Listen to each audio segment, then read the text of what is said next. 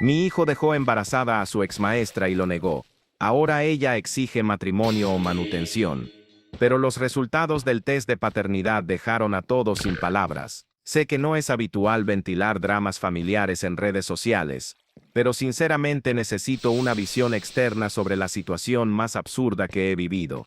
Poseo algunos establecimientos gastronómicos en mi ciudad, nada de lujo a escala nacional, pero suficientes como para decir que mi familia tiene una vida cómoda. No soy un magnate tecnológico ni un profesional de renombre. Soy un comerciante que encontró su espacio en el mundo de la alimentación. Mi vida era equilibrada, hasta hace poco. Tengo un hijo de 19 años que cursa su primer año en la universidad. Es un joven tranquilo, algo reservado, sobre todo cuando se trata de mujeres mayores. Jamás fue de meterse en líos, pero, de algún modo, los conflictos lo encontraron, y de la forma más terrible. Todo comenzó hace más o menos un mes. Mi hijo regresó a casa pálido y claramente alterado. Usualmente, apenas saludaba y se encerraba en su cuarto. Pero esa tarde era evidente que algo andaba mal. Esa misma noche, lo oí hablar por teléfono, discutiendo acaloradamente. Susurraba frases como, "No entiendo de qué hablas, y yo no soy el padre". Eso fue suficiente para que se me acelerara el corazón. Lo encaré directamente. Al principio quiso esquivar mis preguntas, pero eventualmente lo soltó todo. Una antigua docente de su escuela secundaria se había comunicado con él, asegurando que estaba esperando un hijo suyo y exigiendo, sin rodeos, una boda o una pensión mensual. Decir que quedé impactado sería decir poco. Mi hijo repetía que todo era una locura. Juraba que jamás había estado a solas con esa mujer, y mucho menos tenido alguna relación con ella. Yo le creí.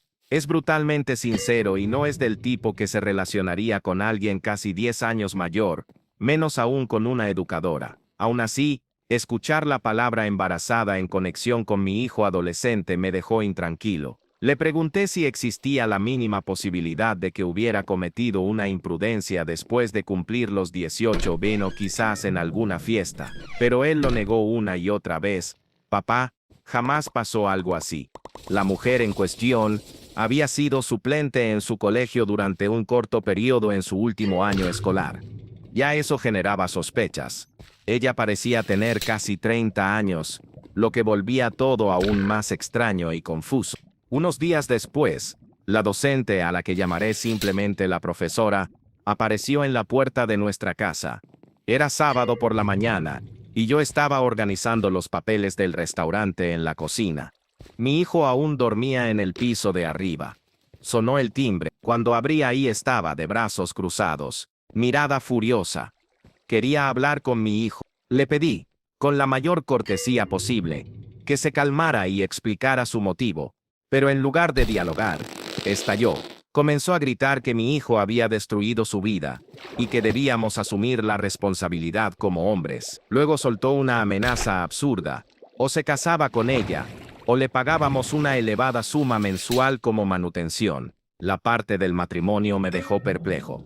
Era como una escena sacada de una telenovela de mala calidad. Me contuve. Le pedí que se sentara para conversar con calma, pero ella se negó. Caminaba por mi sala, lanzando acusaciones contra mi hijo y cuestionando mi integridad cuando pedí pruebas. Afirmó que habían tenido un vínculo íntimo después de que él cumpliera la mayoría de edad, y que todo había sido consensuado. Pero si eso fuese cierto, aún estaría incurriendo en una falta ética grave, ya que fue su maestra, aunque sea suplente. Entonces, ¿por qué se mostraba tan segura? La historia tenía un tufo a chantaje. Sin embargo, le dije que si realmente estaba convencida de que mi hijo era el padre, haríamos un test genético de inmediato. Su reacción fue desconfiar. Alegó que no creía en ninguna prueba que yo pudiera gestionar, insinuando que teníamos suficiente dinero para sobornar a los técnicos del laboratorio. En sus ojos se notaba una paranoia profunda. Amenazó con llevar el caso a los tribunales, hacer pública la historia y destruir la reputación de mi hijo. Hablaba como si no tuviéramos otra alternativa más que rendirnos ante sus condiciones. Apenas salió de casa, llamé a un abogado de confianza. Me aconsejó que insistiéramos en la prueba de ADN, y que documentáramos cada interacción con la profesora desde ese instante.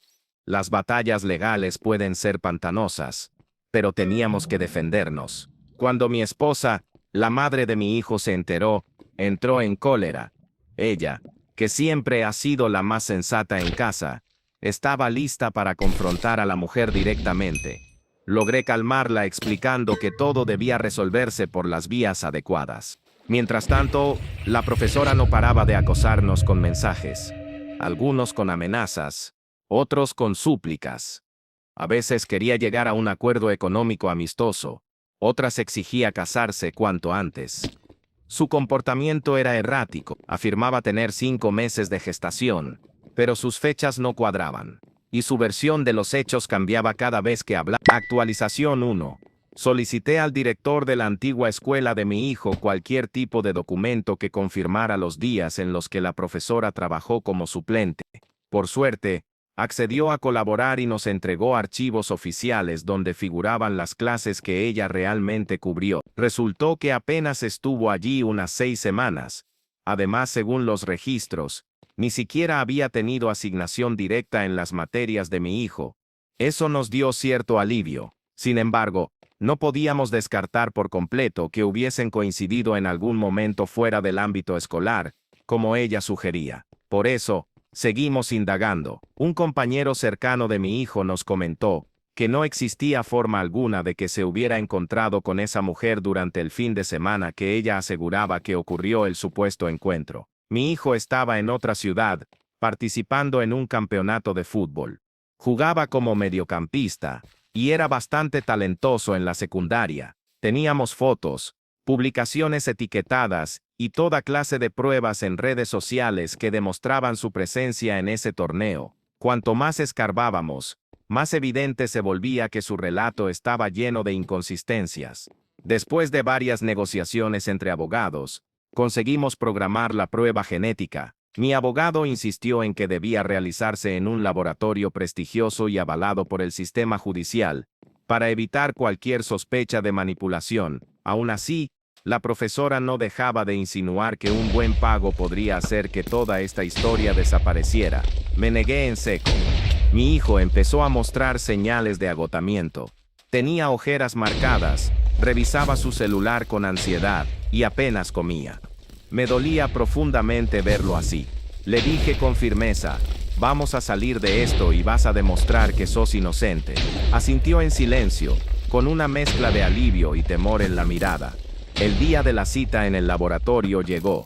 Era jueves. La profesora ya estaba allí, de brazos cruzados, lanzando miradas de desprecio a mi hijo. Se negó a hablarle, murmuraba cosas sobre ser víctima, mientras las enfermeras tomaban muestras de ambos. Luego, no quedó otra que esperar 1 o 2 semanas por los resultados. Ese tiempo se sintió eterno. Mi hijo trataba de mantener la mente ocupada con sus estudios y su trabajo de medio tiempo en uno de mis restaurantes, pero yo veía en su rostro que la angustia seguía presente. Cada tanto me preguntaba, «Papá, ¿vos me crees, no?» Siempre le respondía con convicción, «Sí, te creo completamente».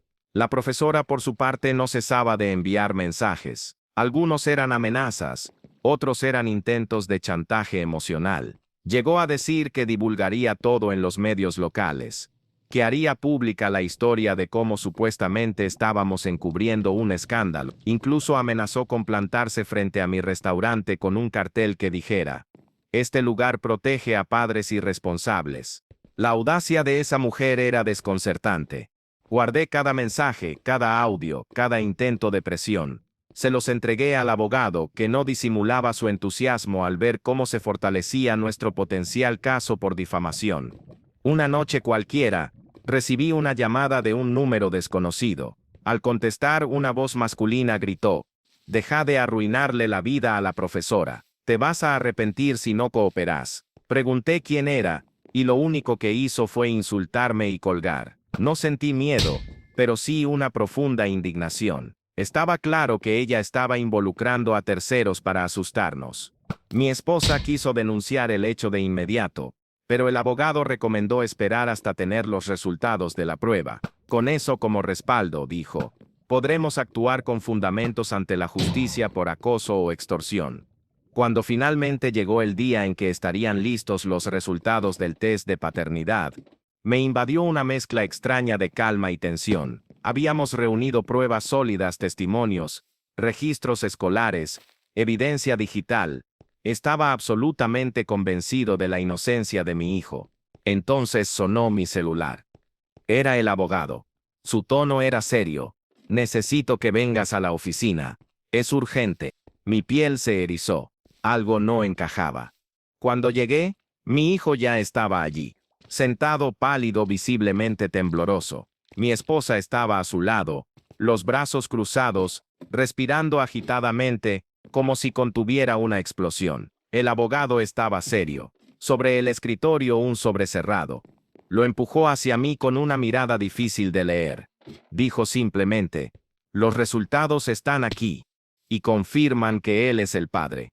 Me congelé, tomé el sobre, leí, números, cifras, palabras técnicas. Una línea final que me atravesó como una puñalada: compatibilidad genética 99,999%. Miré a mi hijo esperando que gritara, que dijera, esto es un error, pero solo agachó la cabeza. Se frotó las manos nervioso. Mi voz salió apenas audible. Hijo, no respondió. Mi esposa fue la primera en romper el silencio. Nos hiciste pasar un infierno entero jurando que esa mujer mentía. Yo apenas podía hablar. Carraspeé. ¿No sabías que era posible? Y él, con la voz rota, soltó. Fue alguien que conocí por Tinder. Yo no sabía que era profesora. Creíste que podías hacer lo que quisieras sin consecuencias, le dije, conteniendo una furia que me quemaba por dentro. Pensaste que ocultando la verdad y quedándote callado, todo pasaría solo. Pero no, esto no se borra. Esto nos hunde. Y te mereces cada segundo de este desastre. Mi hijo, cabizbajo, se encogió de hombros, con la vergüenza estampada en la cara. Yo no estaba dispuesto a suavizar el momento. Vas a enfrentar una demanda. Vas a tener que responder con tu dinero. Y si la justicia decide que te corresponde prisión, que así sea. Porque tenés que entender que cada acción tiene un precio. Mi esposa no se quedó atrás. Le arrojó los papeles del laboratorio con rabia. Sos un estúpido. Nos hiciste quedar como unos payasos. Nos enfrentamos con esa mujer. La acusamos de inventar todo. Mi hijo rompió en llanto, musitando disculpas que ya no significaban nada. Al poco tiempo la abogada de la profesora presentó una demanda formal. Alegaba daños psicológicos, perjuicios a su honor, y por supuesto solicitaba la pensión mensual. Pero no era solo eso. También reclamaba que el niño necesitaba un padre presente.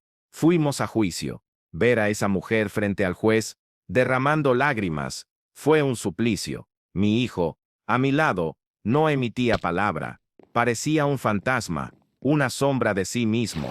El magistrado examinó cada documento, escuchó ambas partes, y como era previsible, falló en su favor. La sentencia: pago de pensión y reconocimiento legal. Al salir de la sala de audiencias, mi esposa seguía con los ojos cargados de ira. Mi hijo, mudo, yo lo miré fijo y le dije sin compasión: espero que hayas aprendido la lección, porque esta vez vas a hacerte cargo. No pienso rescatarte de nada. Fue una de las experiencias más humillantes que viví. Nos sentamos con el abogado y mi esposa a revisar cuentas, calcular los montos y ver cómo íbamos a transferir cada peso desde su bolsillo. Si tuviste edad para hacer esto, tenés edad para asumir la deuda, le dije. Abrimos una cuenta a su nombre. Todo lo que debía pagar, honorarios, manutención, costas judiciales, saldría de ahí. Él trató de resistirse. No tengo plata. Soy muy joven para esta carga. Yo no escuchaba excusas. Si sos lo suficientemente adulto para tener relaciones y mentir, lo sos para responder como corresponde. Mi esposa fue incluso más tajante. Cuando estabas en eso, no pensaste en lo que iba a pasar después. Ahora no llores. Hacete hombre. Decidimos que empezaría a trabajar inmediatamente en uno de mis restaurantes.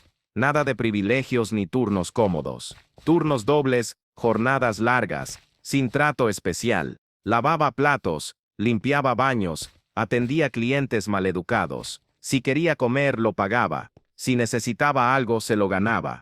Ahora tenés una familia que mantener, le repetía. No hay escapatoria. Cada vez que intentaba quejarse o sugería que era injusto, yo solo le respondía con los ojos encendidos. ¿Injusto? Vos hablás de injusticia. Me hiciste pasar la vergüenza más grande de mi vida. Hiciste llorar a tu madre. Nos arrastraste a una corte. Y vos sabías que había una posibilidad de que fuera cierto. Bajaba la cabeza. No respondía. Pero eso no me calmaba.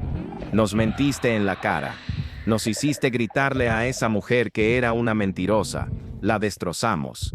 La humillamos. Y al final, el que estaba equivocado eras vos. No dijo nada. Nunca lo hacía. Y quizás era mejor así.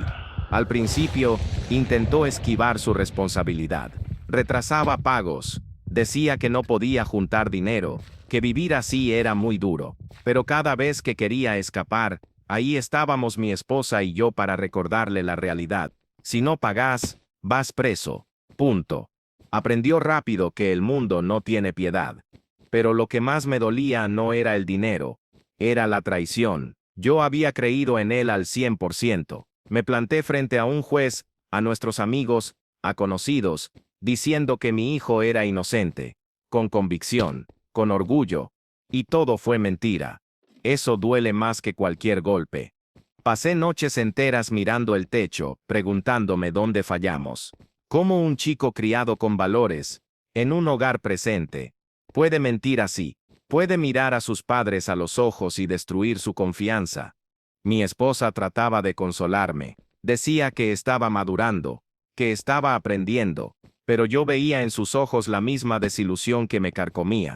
Ahora él trabajaba, estudiaba y pagaba, pero el vínculo ya no era el mismo. Lo veía como a un chico que se vio obligado a crecer de golpe, de la peor manera posible, hasta que una tarde, entrando al restaurante, lo vi hablándole de forma grosera a una mesera. Le levantaba la voz, con impaciencia, como si se creyera superior. Mi presencia interrumpió el ambiente. Todos se quedaron en silencio. Caminé directo hasta él. Lo enfrenté cara a cara. ¿Así tratás a las mujeres ahora? Papá, yo solo. Silencio. Rugí. Mi voz dominó el lugar. Ya hiciste sufrir a una mujer. Ya la hiciste llorar, la humillaste. Le arruinaste la vida. ¿Querés seguir por ese camino? Él se sonrojó. Bajó la vista. Vas a aprender a respetar, a hablar con educación, porque si alguna vez volvés a tratar así a otra mujer, te juro por Dios, que no me vas a volver a ver. Asintió, tragándose el orgullo. Estaba cambiando, sí, pero no porque lo quisiera, sino porque entendió que si volvía a fallar, perdería todo. Actualiza con tú y final. Mi hijo comenzó a cambiar, pero no porque lo deseara. Lo hacía porque comprendió que, si metía la pata una vez más, perdería absolutamente todo, y aunque exteriormente parecía avanzar, por dentro yo ya no podía volver a confiar en él del mismo modo. Él aprendió una lección dura, pero yo también aprendí algo más profundo, que entregar confianza ciega puede ser uno de los errores más devastadores que un padre puede cometer.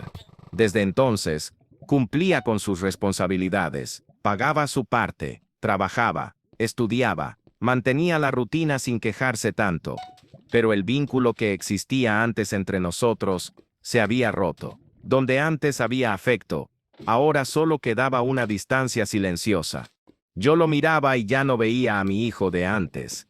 Veía a un joven que fue obligado a madurar a la fuerza, a encarar una realidad brutal sin preparación. Y por más que intentara redimirse, su imagen dentro de mí estaba dañada. Un día lo observé desde la oficina del restaurante. Atendía con más respeto. Ya no se mostraba altanero, ni se dirigía con arrogancia a nadie. Parecía que poco a poco comprendía el verdadero significado de sus actos. Pero aún así, yo no podía dejar de sentirme traicionado.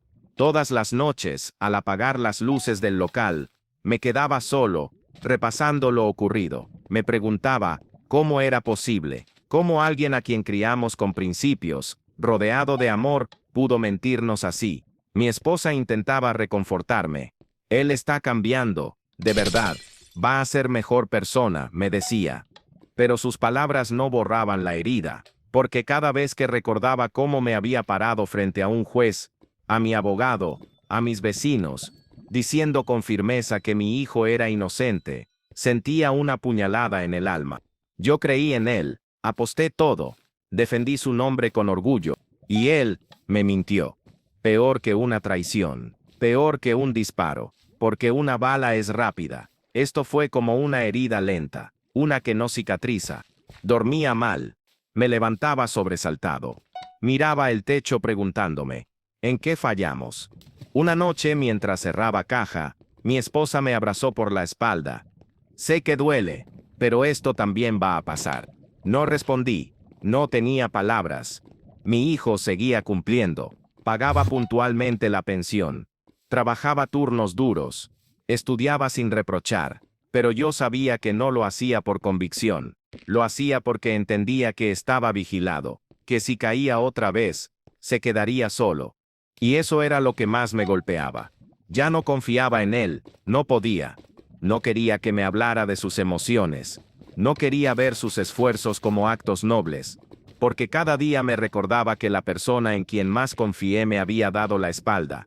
Lo más grave no fue el embarazo, fue la mentira, el silencio, la manera en que permitió que su madre y yo peleáramos contra una mujer a la que luego resultó que él sí había visto, que él sí conocía, que sí había estado con ella. Nos hizo quedar como tontos, como fanáticos furiosos acusando a una víctima. Y eso no se olvida. Aún así, no lo eché, no le cerré la puerta. Lo dejé ganarse lo que perdió, poco a poco, porque parte de mí aún quería creer que podía transformarse, que podía entender el peso de sus actos. Pero había una verdad imposible de ignorar: no volvería a ser el mismo. Desde entonces, cada vez que me miraba, lo veía diferente. No como el niño que crié, sino como un reflejo de sus errores, y quizás, de los míos también. Con el tiempo, dejó de llorar, de quejarse, de justificar. Y un día, mientras fregaba el piso del restaurante al cerrar, me dijo, gracias por no abandonarme. Lo miré, lo observé con detenimiento, y simplemente respondí, a veces crecer duele, pero es necesario. No dije más, él tampoco, porque entendimos que algunas heridas no necesitan palabras.